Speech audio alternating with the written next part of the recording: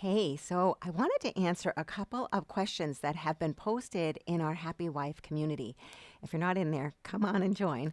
But one of them was, how do you not get dragged down when your kids are whining, complaining, fighting, or your husband is in a bad mood?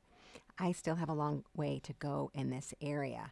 And boy, oh boy, can I relate? I remember those days when the kids were little and they'd be fighting and it'd be like, oh, you want to whack them in the back seat, right? So, yeah. Well, that's not what we want to do, right? We really want to be able to keep our composure and we want to be able to be our best self no matter what bait, because that's what it is, right? It's like, yeah, bait, where sometimes we bite the hook and then we get pulled down, or like a fish gets caught and he's in trouble. So we don't want to take the bait. We want to be able to stay steady Eddie here, happy mom, and or respond, even if we're not always happy, because sometimes have that expectation that we're going to be happy all the time. What if that's not true?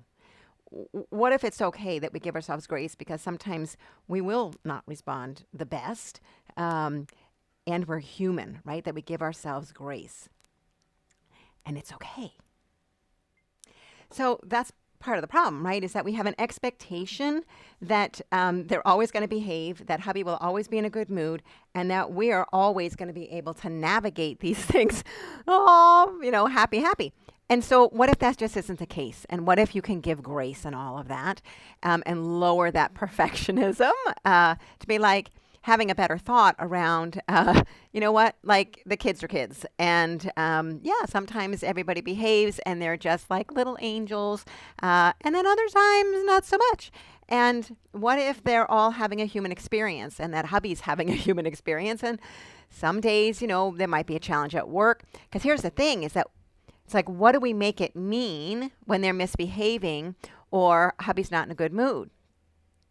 Right? What do we make it mean? Oftentimes we make it mean that there's something wrong with us. That, I must have made him mad. I must have done something. I must have irritated him.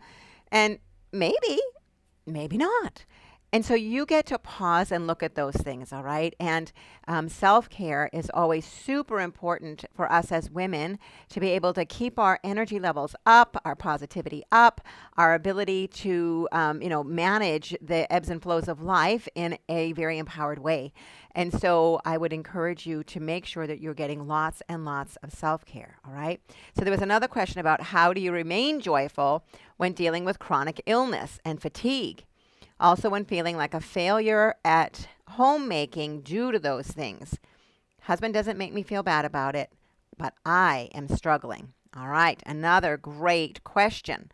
So I hear it's not hubby, it's you. All right, and so great awareness. I want to acknowledge your self-awareness there, realizing that it's you creating these challenges for yourself, because again, there's that thought probably, right? Like, if I'm dealing with a chronic illness and fatigue, like I can't remain joyful.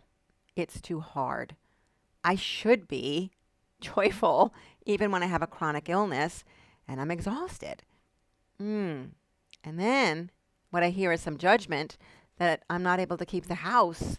I'm failing at homemaking due to those things. And I'm just going to invite you to take a look at that. Like, are you really failing? Are you really failing? And how is that thought serving you? Is it possible that there's a desire for some perfection in there? And maybe this is a season where you can give yourself permission to heal and to take care of you. And that sometimes, the house may not be perfect. And it's okay. And I can relate to the struggle with health issues. I had pushed myself so hard in working businesses and building businesses and raising kiddos and all the things that I ended up with adrenal fatigue that landed me in bed for 5 days at a time where I could barely even get up to go to the bathroom, never mind eat or do anything to take care of myself. And I certainly was not cleaning the house. I could barely move. And honestly, my husband didn't really get it. He didn't really understand, like, what's wrong with you? Like, can't just get up, keep moving. My husband doesn't go to the doctor. Anyway, so his expectations, right, is like that if you're not feeling well, you push through. But I couldn't. I literally couldn't. God slammed me in bed, and this has happened 3 times now to me. And so I'm very cautious and wanting to make sure that I'm taking care of myself. So there's an awareness that it's like now, it's like, why did it take 3 times for me to wake up? Okay. It's like maybe you need to take better care of myself and give myself permission to rest, to eat well, to take my supplements, to make sure I'm drinking water, to not push so hard, which as an achiever type, it's a challenge for me to do that. But to really to honor myself and grow and do my self-care. I got to make sure I'm doing my self-care, right? So I'm just going to invite you to take a moment and look at your thoughts and how your thoughts are creating those expectations that may not be realistic, because we are having human experiences. And some days, even with a chronic illness, we can feel great and we can get up and clean the house. Honestly, something that I do sometimes is actually pray to God to be like, God, give me the desire to clean a house. And he does. And then I get up and it's like, oh, okay, we're doing this here, you know? So prayer, I invite you to definitely prayer for healing, reaching out. We will certainly pray for you, and to make sure that you're getting lots and lots of self-care. So asking yourself, you know, how do I feel right now? And what do I need? And you might be like, I feel great. I think I'm gonna get up and make myself something really good to eat. Or it might be, I think I'm feeling a little down. I think I want to get out into the sunshine, or I want to go for a walk in nature. Or it might be, I don't feel good at all. I'm going back to bed. So I'm going to give you permission to take care of you and know that this is probably a season, right? And that the more that you give yourself permission to take care of you and to do the things that you need and to work on your mindset, to work on your thoughts, which are creating a lot of the feelings. Now, this is something that most of us don't know how to do, and it is what I'm going to be doing a deep dive in teaching all of you who are doing the Renew course in January. I'm going to teach you how to take your thoughts captive so that you can start to master your thinking and learn how to process emotions. And so I would invite you to come into that class, all right? That really is the best way. I can't do too much on a video call, on a video like this, but I can certainly do a whole lot on coaching calls. So I would love to have you come in so that we can help you manage all of that, all right? And then here's another question that came in. When things are going well, how do you stay mindful? What do you stay mindful of in order to keep it that way? Okay, so how do we stay? Yeah, well, you're onto yourself, right?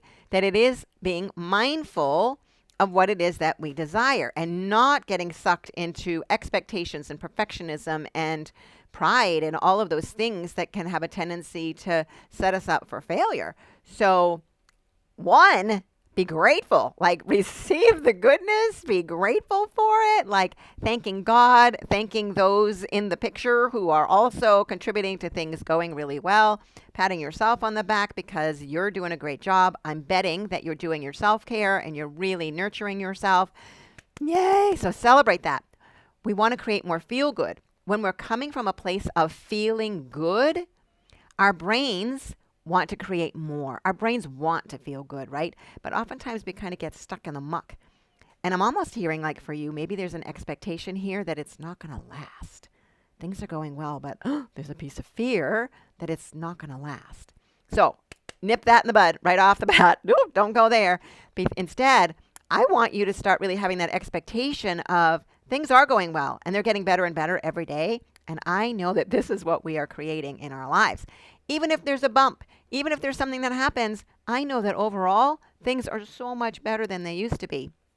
And so staying mindful of seeing it how you want it to be and how it is now and continuing to expect that, right? Our minds will create our reality. What you focus on, you get more of. So the story that you tell in your mind is exactly what you're going to create. So keep telling the story that things are getting better and better. Here's a really powerful sentence. When you say something like, ever since, like it might be, ever since I did the 5-day challenge and had so many new awarenesses, things are going amazing. Or, for many of you, ever since I joined the Happy Wife community and started working with Coach Carol, like I'm learning so much. Things are going so well. I fully expect that it's going to continue. All right. And as you tell your brain that story, your brain is going to be looking for evidence of more of what's going well. And that's going to create momentum. So that's what you're after, is that momentum. All right. So Yeah, great question. All right. Thank you so much for posting those. If you are not in my Happy Wife community, come on over on Facebook and join us. And we are a group of women who are really committed to being our best selves, discovering our best selves again, because oftentimes we lose ourselves when we're raising kiddos and all. I certainly did.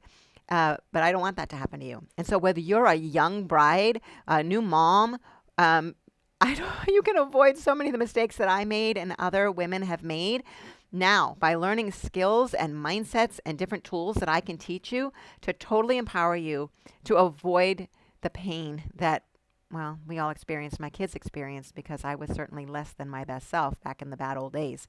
But there's hope. And it's not your fault. It's not his fault if you guys are starting to squabble, or maybe you've been married a lot of years and you got a lot of squabbling going on. You're probably missing key skills, all right? And most of us don't have a clue about how to take our thoughts captive or how to manage our emotions. Again, this is what I'm going to do a deep dive in January for 8 weeks. 8 weeks, I'm going to work with ladies in a small group. Right now, it's looking like Tuesdays at 1 Eastern for an hour. You'll have video classes that I'll send out each week to you that you will have. And then you can do those on your own time so that we can have an hour dedicated to talking about the lessons, questions and answers, and coaching. And so it's going to be super, super powerful that you are going to be able to move that needle in a big way as you become really, really aware of what's going on for you, because most of it is completely unconscious. But this journey to being our best self, it has a lot to do with self-control and learning how to control ourselves. And it's not easy. I'm the first one to say that. It is not always easy. Oh, but that's a story. I'm going to bust myself on that. That's a story. It's getting easier and easier every day. The more that I stay in this work and the more that I keep standing for myself, right? I want to change my story too. I'm right here in the thick of it with you. So that's one thing about me. As you're following me, I am very honest, very authentic. It's the good, bad, and ugly sometimes, right? I've got 3 adult children. I've been married for 33 and a half years. And struggled for most of it. And so I understand. I homeschooled the kids off and on. We did different things. We did online. We did 100% homeschool. We did part-time public school. Like we did part-time and some full-time in a very Orthodox Catholic school. We've done it all. And so I have a lot of experience that I really want to walk with you so that you can avoid a lot of the mistakes, okay? God calls us to be our best selves. He is our King. We are here in Advent and He's calling us deeper. That's why you're watching this video. So lean into that. Sign up for Renew. I'll put the link down below and in the chats here and in my emails. But come and join, all right? Come and join. Feel free to post questions and ask. I'm happy to help, all right? God bless you all. I'm standing for you. Have a great day.